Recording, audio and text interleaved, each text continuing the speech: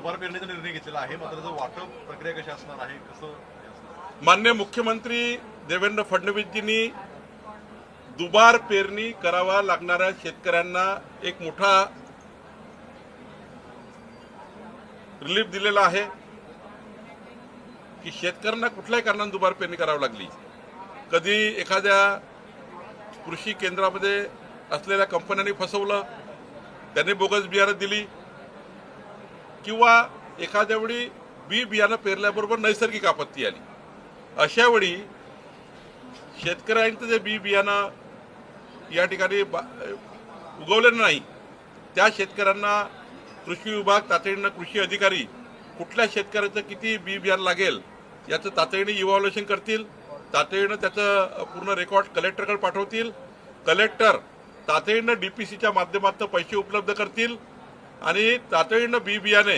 या शेतकऱ्यांना मिळेल अशी व्यवस्था देवेंद्र फडणवीसजींनी उभी केली आहे. परंतु या सगळ्या संदर्भात बोगस बियाणं मोठ्या प्रमाणात वाटप होतात. बोगस बियाणांच्या संदर्भात काय तुम्ही काळजी घेतलेली आहे बी बियाणं वाटप? आज माननीय मुख्यमंत्री देवेंद्र फडणवीसजींनी कृषी विभागाला, कृषी सचिवाला, कृषी मंत्री या सर्वांना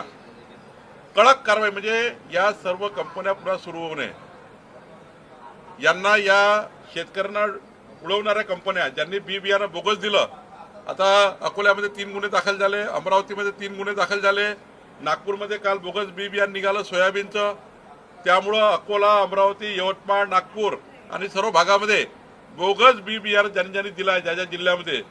त्या सर्व बियाणे कंपनीवर मोठी कारवाई करण्याचा निर्णय झाला, FIR करण्याचा निर्णय झाला, त्यांना अटक करण्याचा निर्णय झाला,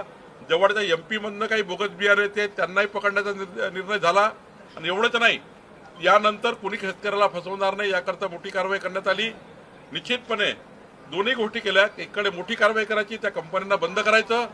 आणि दुसरीकडे शेतकऱ्यांना दुबार पीक पेरणी करता दुबार